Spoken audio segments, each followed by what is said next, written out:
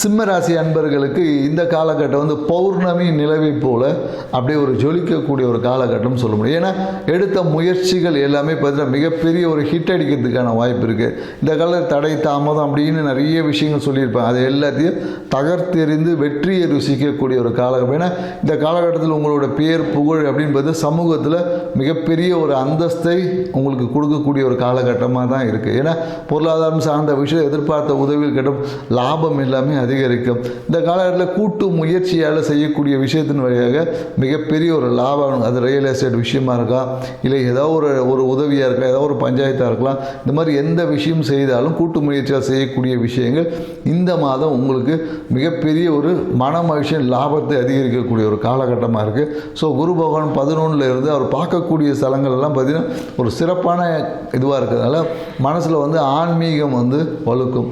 So மனைவி, வாழ்க்கை துணை, ஏன்னா சிம்ம ராசிக்காரர்கள் மகிழ்ச்சியாக இருக்கிறத கண்டு சிம்ம ராசிக்காரர்கள் சுற்றி இருக்கிறவங்க பார்த்தீங்கன்னா இந்த காலத்தில் மிகப்பெரிய பிரதிபலனை பெற்று எப்போதும் அவங்க ஹாப்பியாக இருப்பாங்க. இந்த காலகட்டத்தில் அரசியல் ஈடுபாடு, அரசியல் எண்ணங்கள் எல்லாமே நிறைய சிம்ம ராசிகளுக்கு அதிகரிக்க வாய்ப்பு இருக்குது. நன்றி, வணக்கம்.